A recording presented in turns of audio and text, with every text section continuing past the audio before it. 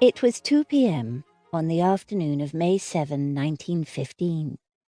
The Lusitania had been struck by 2 torpedoes in succession and was sinking rapidly, while the boats were being launched with all possible speed. The women and children were being lined up awaiting their turn. Some still clung desperately to husbands and fathers. Others clutched their children closely to their breasts. One girl stood alone, slightly apart from the rest. She was quite young, not more than 18. She did not seem afraid, and her grave, steadfast eyes looked straight ahead. "I beg your pardon." A man's voice beside her made her start and turn. She had noticed the speaker more than once amongst the first-class passengers. There had been a hint of mystery about him which had appealed to her imagination. He spoke to no one. If anyone spoke to him, he was quick to rebuff the overture. Also, he had a nervous way of looking over his shoulder with a swift, suspicious glance. She noticed now that he was greatly agitated. There were beads of perspiration on his brow. He was evidently in a state of overmastering fear, and yet he did not strike her as the kind of man who would be afraid to meet death. "Yes?" Her grave eyes met his inquiringly. He stood looking at her with a kind of desperate irresolution. "It must be," he muttered to himself. "Yes, it is the only way." Then aloud he said abruptly, "You are an American?" "Yes."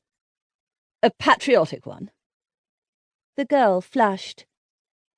"I guess you've no right to ask such a thing. Of course I am." "Don't be offended. You wouldn't be if you knew how much there was at stake. But I've got to trust someone, and it must be a woman." "Why?" "Because of women and children first." He looked round and lowered his voice. "I'm carrying papers, vitally important papers. They may make all the difference to the Allies in the war, you understand? These papers have got to be saved. They've more chance with you than with me. Will you take them?" The girl held out her hand. "Wait, I must warn you. There may be a risk. If I've been followed, I don't think I have, but one never knows. If so, there will be danger. Have you the nerve to go through with it?" The girl smiled. "I'll go through with it all right, and I'm real proud to be chosen.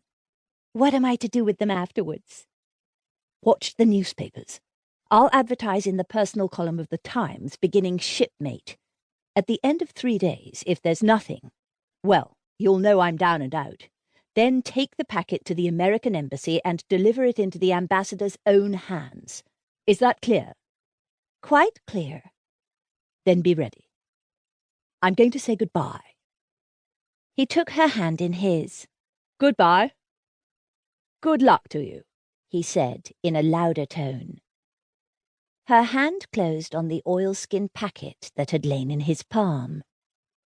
The Lusitania settled with a more decided list to starboard.